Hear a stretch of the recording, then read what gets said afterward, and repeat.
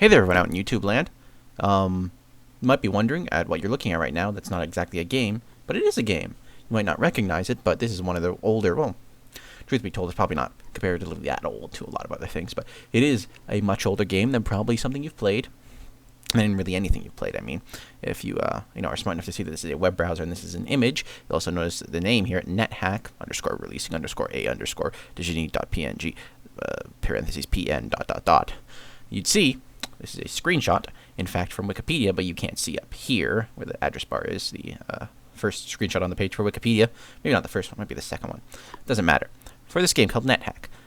It's an old game, originally done in ASCII graphics. It's really hard to get into because of that. It's a lot of really complicated systems. Items and mechanics work together in really complicated ways, and it's really, I think, near impossible for people to learn how to play this game in this new age of where everything's taught to you simply. So people have also thought like me, and they've created graphical versions of it. Some just use tile sets to overlay, but what I'll be using today is called Vulture's Eye. That you can't see the window, it says Vulture's Eye, and also I skipped over the title screen and said welcome to Vulture's Eye. It's called Vulture's Eye. It's an isometric top-down thing. What is your name? We need a name. Cyber34. Okay, shall I pick your character's role, gender, and alignment for you? No. Oh, there's many classes in this game. Let's see. That's a nice class that'll show off a lot of things. Not a monk, because monks don't use weapons, and we want to show off weapons. How about a samurai? Samurais can't use spells. I'll show spells later. A male samurai. Samurais have to be... sometimes, depending on your class, you can choose different races, you can choose different alignments, but sometimes you can't. Depends really on what class you pick. And you get all this, but that's not important. The point is the gameplay, which is the really complicated part. I haven't played Nethack in probably months, but I have played it over the course of many years, I'd say. So I'm just going off memory, just sort of randomly thought, hey, I should make a Nethack guide video, because Nethack is awesome and people should play it. It's a dungeon crawling, 2D, well, originally ASCII-like. I mean, it's isometric here, but... where's the button that... Nope. Where's the button that just makes it appear as if the old... Yeah. It's basically, like, you press that button and that makes it appear like the old Nethack, sort of. Like, we go over here and more of it's revealed, sort of the old Nethack way, but instead, much better to just, the isometric way. Sound is actually on. I don't have the music on. The only reason I keep sound on is occasionally you get hungry, and the little prompt that appears here saying you're hungry, I don't tend to look down there enough, so I just hear for the sound. But yeah, this is a 2D top-down dungeon crawler. You have an inventory with many items depending on what class you are. I start with different things. Samurai start with a katana, a wakizashi, a yumi. Well, samurai are cool that when they get different names for their items, even though it's the same item. Like, this is just a type of bow, and these are just the arrows, but they get called ya when you're a samurai. And some really good armor. Rustproof +0. This draws a lot of, like, Tolkien. It draws a lot of, like, lore from Tolkien, Lord of the Rings stuff, and as well as a lot of stuff from, like, D&D, the stats and whatnot. You can see strength, dexterity, constitution, intelligence, wisdom, charisma, HP, power, armor class. This is your money. This is the turns played. This is your experience. This is the dungeon level you're on. This is how far you're on. This is my conduct. I'm lawful. I'm Cyber34, the Hatamoto. This is a fountain. You click around, move, basically. The original Nethack, you have to use the numpad, or they're like locked controls, and you have to memorize a billion keys, but you can generally just click on stuff like here. You can click on this button, and there's most of the commands here, and you can do, it's good to look at all of them. There's really two ways to play Nethack. There's the, learn the basic commands, how to do stuff, and then learn everything yourself, and then there's the look every little bit of fact about this game up, and, well, experience the game on your own. That'll probably get you killed a lot of times. You'll never make it down the first more than 5 minutes. But yeah, this is a fountain. I'm going to drink from the fountain. This is generally a bad idea, but it's so early, I don't care if I die. The cool drop refreshes you. Also, if you haven't noticed, this video is in HD. Drink from the fountain. The fountain dries up. Nothing bad happens. Sometimes you get wishes. But yeah, the basic sort of combat in the game is you click on stuff to, hit it with your currently equipped weapon, which is the katana in this case. I also picked up a scroll. Items in this game start as identified. Oh, and I fall through a trap. There's no prompt or anything. Actually, it probably was a teleport, not a trap door. If we go way over here. See, this is the one thing about this isometric is that it kind of takes a while to scroll. Start this stuff. Yeah. It's a teleportation trap.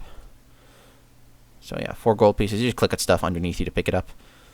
This is a room, a lit room, so I can see infinitely into it. But these are like dark corridors, so I can only see a little tiny bit distance into it. Generally, if you need to, you can right-click on stuff to get commands. Like right-click on yourself, you get a bunch.